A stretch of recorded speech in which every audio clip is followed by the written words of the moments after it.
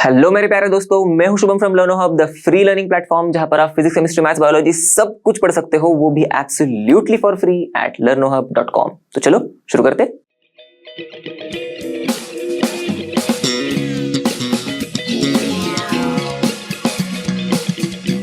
तो दोस्तों आज हम करने वाले हैं class 11 chemistry chapter 8 redox reaction के एनसीईआरटी सॉल्यूशंस। और इस वीडियो में हम लोग करेंगे क्वेश्चन नंबर 9 से लेकर क्वेश्चन नंबर 12 तक के सवालों के जवाब।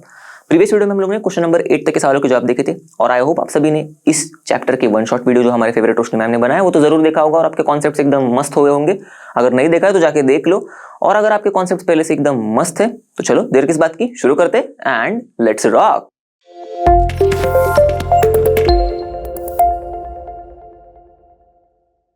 चलो दोस्तों अब एकदम इंटरेस्टिंग सा सवाल देखते हैं, बहुत मजा आएगा इसको सॉल्व करते हुए। देखो क्या है, कंसिडर द रिएक्शंस। दो रिएक्शंस दिया हमें, ओके। एक तो फोटोसिंथेसिस वाला रिएक्शन दिया है, राइट, जो बचपन से पढ़ते आ रहे हैं हम लोग, और दूसरा है हाइड्रोजन पेरोक्साइड और ओजोन का रिएक्शन। अब पूछ रहे why it is more appropriate to write this reaction as ऐसे, ओके। और बोल रहे also suggest a technique to investigate the path of above A and B redox reactions. तो ये वाले दो रिडॉक्स रिएक्शन का पाथ ढूंढने के लिए कोई टेक्निक बता दो, ऐसे बोल रहे। तो अब पहले जो ए और बी रिएक्शन दिए और ये जो ए और बी रिएक्शन दिए, पहले ये देखना पड़ेगा इनमें गड़बड़ क्या है, मतलब पहले वाले में गड़बड़ क्या है, इसलिए हमको बोल रहे हैं कि ऐसा लिखना ज्यादा मतलब अच्छा है। तो पहले वाला देखो, अगर 6CO2 + 6H2O gives C6H12O6 + 6O2, okay. अब इस वाला ए वाला देखते हैं, ओके। 6CO2 + 12H2O, देखो थोड़ा ध्यान से, यहाँ पर 6H2O, यहाँ पर 12H2O है। आगे क्या है, C6H12O6 हमारा ग्लूकोज प्लस 6H2O + 6O2। अब बोल रहे ऐसा लिखना ज्यादा अप्रोप्रिएट है, ओके, ऐसा लिखना कम अप्रोप्रिएट है। तो ऐसा पूछ रहे क्यों ऐसा, ओके। अब ध्यान देना दोनों भी रिएक्शंस पर, यहां पर 12H2 हो, यहां पर 6H2 है, तो जाहिर सी बात है हम लोग क्या सोचेंगे, यहां का 6H2 कट कर दे, यहां भी 6 वाटर मॉलिक्यूल्स कट कर देंगे तो 6 वाटर मॉलिक्यूल्स यहां बचेंगे, तो ये तो बरोबर ही है, राइट। पर अब सवाल यही है ना कि ये गलत है, मतलब ऐसा लिखना is not appropriate as compare to ऐसा लिखना। अब ये बताना है ऐसा क्यों, ऐसा इसलिए क्योंकि सिंपल सी बात है, जो हम लोग 12H2O यहां पर ले रहे हैं, ओके, हो क्या रहा है, देखो रिएक्शन में ये 12H2 डिकम्पोज हो रहा है हाइड्रोजन और ऑक्सीजन में। सोचो क्या कुदरत का करिश्मा है, मतलब हाइड्रोजन और ऑक्सीजन को अलग करने के लिए वाटर में से हम लोग को एसिडिफाइड इलेक्ट्रोलाइसिस करना पड़ता है, ओके। और प्लांट्स में ये खुद से ही हो जाता है, मतलब खुद से मतलब प्लांट के अंदर हो जा रहा है, ओके। क्या मैकेनिज्म है सोचो।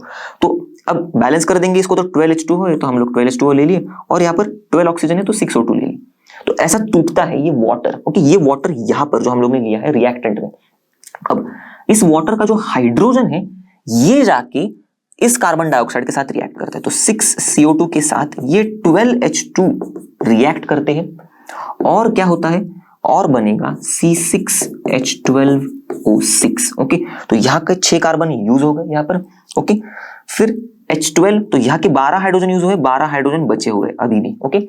और O6, तो यहाँ के 12 ऑक्सीजन में से 6 ऑक्सीजन यूज हो गए, 6 ऑक्सीजन बच गए, ओके। तो बचे हुए मैंने यहाँ पर लिख दिया, ओके। अब देखो 12 हाइड्रोजन 6 ऑक्सीजन बचे हुए, इसीलिए 6 वाटर मॉलिक्यूल्स भी बन रहे हैं। पर अब ध्यान देना बात वही रहेगी ना, अब मैं यहां से ये सब कुछ बता रहा हूं, उसका मतलब क्या हो रहा है, मतलब ये हो रहा है कि ये जो वाटर मॉलिक्यूल हम लोग ने लिया है, ओके, ये वाटर मॉलिक्यूल और ये वाला जो वाटर मॉलिक्यूल है सेम नहीं है बेटा, ये सेम नहीं है, क्योंकि यहां पर ये टूट रहा है पूरी तरीके से, ओके। और इसके हाइड्रोजन जाके कार्बन डाइऑक्साइड के साथ रिएक्ट करके जो वाटर मॉलिक्यूल्स बन रहे हैं वो इस कार्बन डाइऑक्साइड से बन रहे हैं, ओके। इस कार्बन डाइऑक्साइड का जो ऑक्सीजन दिख रहा है आपको, यहां से ये ऑक्सीजन आ रहा है इस वाटर मॉलिक्यूल में। तो सोचो इसीलिए यहां पर ये जो वाटर मॉलिक्यूल है ये इससे अलग है, क्योंकि ये वाटर मॉलिक्यूल बना है कार्बन डाइऑक्साइड से, ओके। तो इसीलिए ये अलग है, इसलिए हम लोग इनको कट नहीं करते, इसको हम लोग ऐसे ही लिख देते हैं 12H2O करके, ओके, रिएक्शन के इस तरफ, और 6H2O को भी हम लोग ऐसे ही लिख देते हैं रिएक्शन के उस तरफ। अब समझ में आएगा क्यों अप्रोप्रिएट है ऐसा लिखना, ओके। तो हम लोग ने ए रिएक्शन तो देख लिया था, अब बी रिएक्शन ऐसा क्यों लिखा जा रहा है ये देखेंगे, ओके। तो बी रिएक्शन क्या है, देखो ओजोन और हाइड्रोजन पेरोक्साइड का रिएक्शन, जिसमें हमें वाटर मिल रहा है और 2 ऑक्सीजन मॉलिक्यूल्स रिलीज हो रहे हैं, पर बोल रहे हैं कि ऐसा लिखना अप्रोप्रिएट नहीं है, ऐसा लिखना अप्रोप्रिएट है, जिसमें फर्क सिर्फ इतना ही है कि ये 2 ऑक्सीजन जो है इनको अलग अलग करके लिखा हुआ है। अब ऐसा क्यों, क्योंकि ये जो दोनों ऑक्सीजन है, ओके।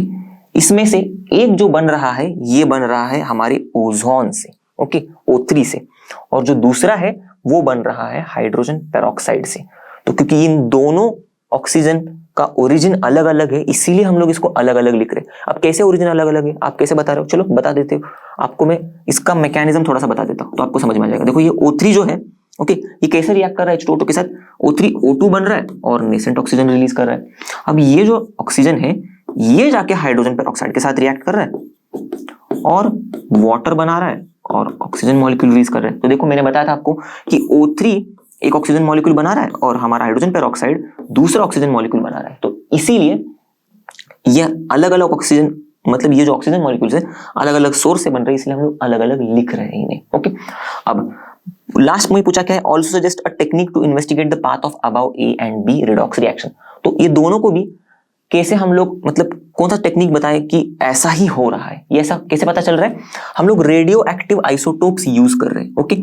अब ये जो A वाला रिएक्शन है, ओके, ये मैं यहां पर लिख देता हूं, ओके, ये A वाला रिएक्शन है, इसको अगर हमें इन्वेस्टिगेट करना है तो हम लोग सिंपल क्या करेंगे, हम लोग ये जो वाटर मॉलिक्यूल है जिसकी वजह से कुछ खेल हो रहा है, ओके, ये स्टार्टिंग वाला वाटर मॉलिक्यूल, इसी का वाटर मॉलिक्यूल का जो ऑक्सीजन है उसको O18 वाला ले लेंगे, okay, O18 radio active isotope ले लेंगे इसका, ओके, और फिर रिएक्शन करवाएंगे तो हमें पता चल जाएगा कि हाँ यार बरोबर ये जो वाटर है, ओके, ये अलग है और ये जो वाटर है ये अलग है। सिमिलरली इसके केस में भी हम लोग क्या करेंगे, हम लोग एक तो ओजोन का जो ऑक्सीजन है उसको O18 वाला रेडियो एक्टिव आइसोटोप ले सकते हैं, या फिर हम लोग जो हमारा हाइड्रोजन पेरोक्साइड है इसमें जो ऑक्सीजन है उसको हम लोग रेडियो एक्टिव O18 वाला आइसोटोप ले सकते हैं, ओके। तो चलो दोस्तों देखते अगला सवाल 8.10। The compound AgF2 is unstable compound, however if formed the compound acts as a very strong oxidising agent, why.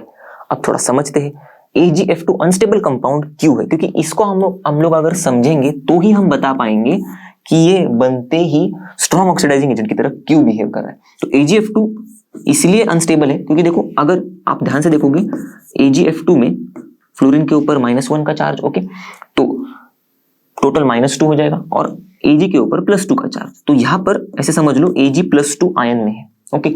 अब Ag+2 आयन में है तो ये अनस्टेबल क्यों है, इसका राज होगा इसके इलेक्ट्रॉनिक कॉन्फ़िगरेशन में, जो आप पढ़ोगे 12th ग्रेड में, मतलब DNF ब्लॉक वाले चैप्टर में पढ़ोगे कि इसका इलेक्ट्रॉनिक कॉन्फ़िगरेशन एक्सेप्शनल क्यों होता है, ओके, अच्छे से एकदम। वैसे हम लोग ने चैप्टर नंबर 2 में तो पढ़ लिया है, ओके। तो इलेक्ट्रॉनिक कॉन्फ़िगरेशन अगर इसका हम लोग लिखेंगे, ओके, तो मैं इनर्ट कोर, मतलब इनर्ट जो हमारा गैस होता है उसका कोर कॉन्फ़िगरेशन में नहीं लिख रहा हूं, मैं डायरेक्टली D और S कॉन्फ़िगरेशन लिख रहा हूं, ओके। तो यहाँ पर जो भी कोर इलेक्ट्रॉनिक कॉन्फ़िगरेशन है वो होगा ही, ओके, वो एलिमेंट, बस उसके बाद कौन से ऑर्बिटल्स फिल हो रहे हैं, 4d और 5s। अब कॉन्फ़िगरेशन ऐसा कुछ होता है कि 5s में एक इलेक्ट्रॉन होता है और 4d में 10 होते हैं, ओके।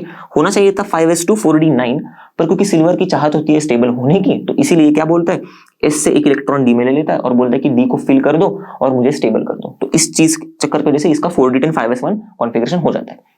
अब आते हैं हमारे स्टोरी पर।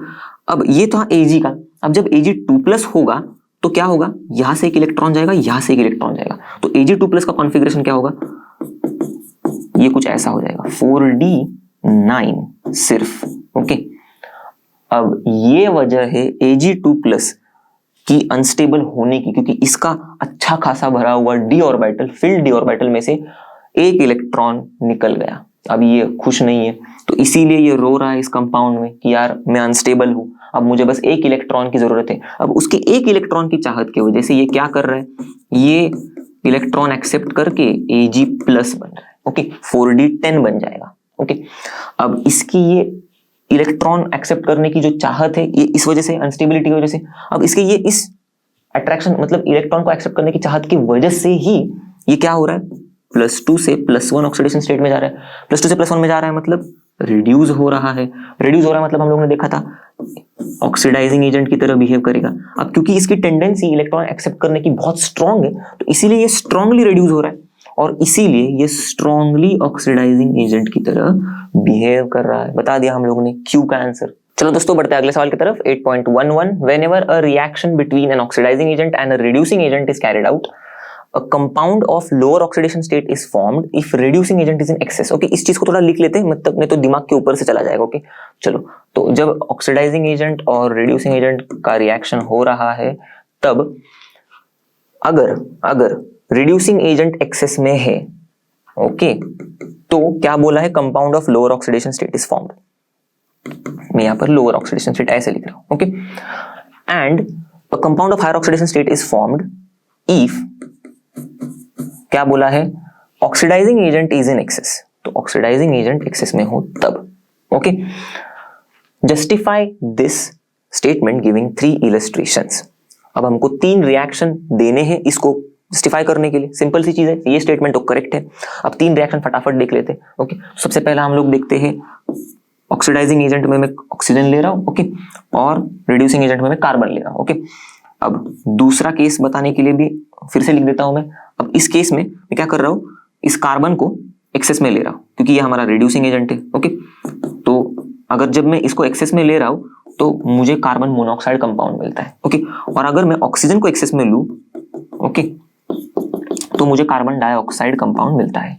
अब ये स्टेटमेंट खरा उतर रहा है कि नहीं, देखो इसके वक्तव्य पर, मतलब बात पर देखो, तो ये जो 0 है यहाँ पर दोनों का, ऑक्सीजन का ऑक्सीडेशन स्टेट, यहाँ पर इसका भी 0 है कार्बन का एलिमेंटल स्टेट में, इसलिए यहाँ पर देखो -2 है ऑक्सीजन का, ओके। तो इसके लिए इसके ऊपर आएगा +2, इसके ऊपर -2 है तो पूरा 2 ऑक्सीजन के एटम्स है तो -4 होगा, तो इसको झेलना पड़ेगा +4, राइट।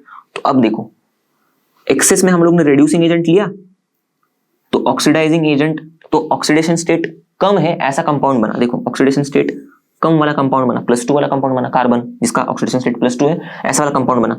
और जब हम लोग ने ऑक्सीडाइजिंग एजेंट एक्सेस में लिया, ओके, तब ऐसा कंपाउंड बना जिसमें ऑक्सीडेशन स्टेट ज्यादा है, ओके, हायर ऑक्सीडेशन स्टेट वाला कंपाउंड बना। देखो एक्सेस में लिया मैंने ऑक्सीजन तो हायर ऑक्सीडेशन स्टेट वाला कंपाउंड बन गया क्योंकि यहाँ पर कार्बन का ऑक्सीडेशन स्टेट +4 है, सिंपल। चलो अब आगे के 2 ऐसी इलस्ट्रेशन देख लेते फटाफट एकदम। तो मैं यहाँ पर रिड्यूसिंग एजेंट लिख रहा हूँ, यहाँ पर ऑक्सीडाइजिंग एजेंट लिख रहा हूँ, कंपाउंड जो बन रहा है वो लिख रहा हूँ।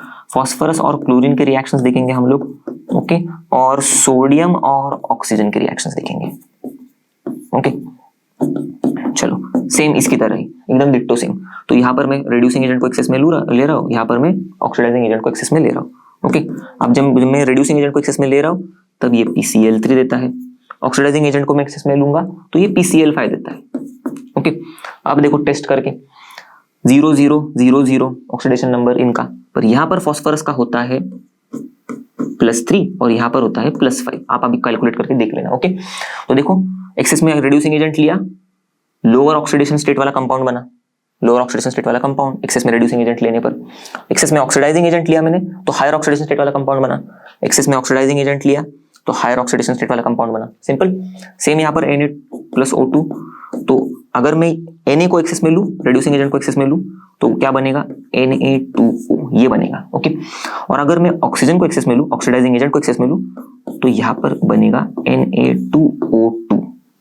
अब ध्यान देना, देखो यहाँ पर, अब क्योंकि देखो ये Na 0 है, ऑक्सीजन भी 0 है, Na 0 है, ऑक्सीजन भी 0 है। अब इन दोनों भी कंपाउंड में सोडियम तो +1 ही शो करेगा भैया, ओके, क्योंकि अल्कली मेटल्स +1 ही शो करते हैं।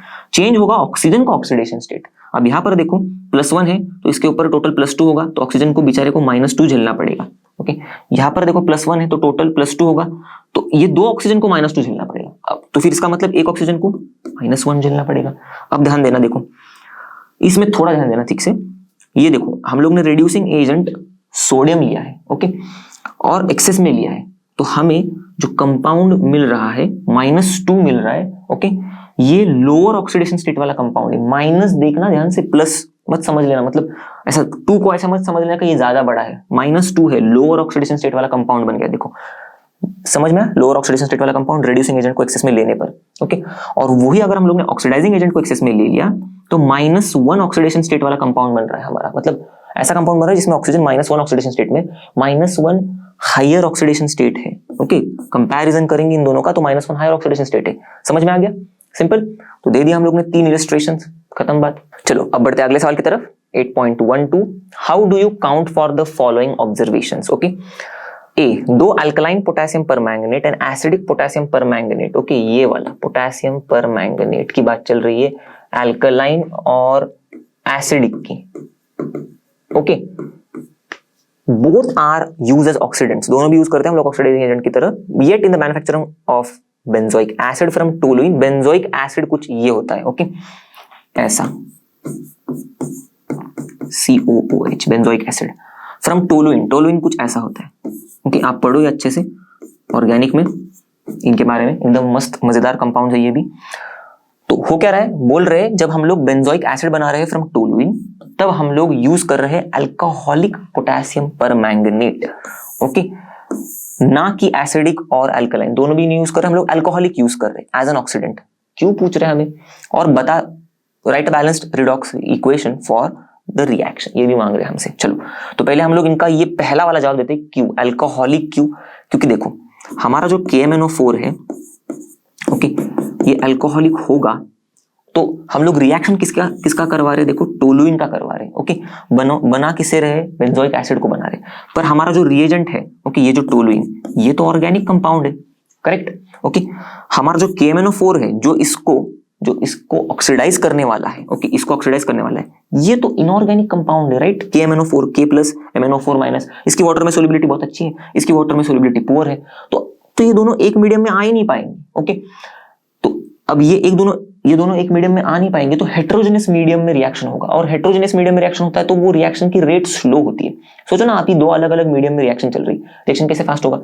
अब इनको एक ही मीडियम में लाने के लिए, क्योंकि देखो अल्कोहलिक KMNO4 लिया है तो इसमें इस चीज में मतलब अल्कोहलिक KMNO4 लिया तो अल्कोहल के साथ जुड़ा होगा KMNO4, ओके, क्यों ऐसा है, देखो क्योंकि अल्कोहल पोलर है, ओके, OH माइनस आयन से, इसकी वजह से ये पोलर है, और हमारा KMNO4 तो पोलर ही है, right, okay, plus charge minus charge है, तो क्योंकि ये एक दूसरे के साथ मिले हुए होंगे, और उसी तरह एट द सेम टाइम क्योंकि अल्कोहल ऑर्गेनिक सॉल्वेंट भी है, मतलब ऑर्गेनिक कंपाउंड भी है, तो ये इसको भी एक साथ लेके आएगा, ओके, टोलुइन को भी एक साथ लेके आएगा, तो ये पूरा का पूरा एक होमोजीनियस मीडियम बन जाएगा, जहां पर KMNO4 अल्कोहल के साथ मतलब थोड़ा मिलजुल के रहेगा, और टोलुइन भी अल्कोहल के साथ थोड़ा मिलजुल के रहेगा, तो एक ही होमोजेनियस मीडियम में आ जाएंगे, तो रिएक्शन का रेट फास्टर होगा।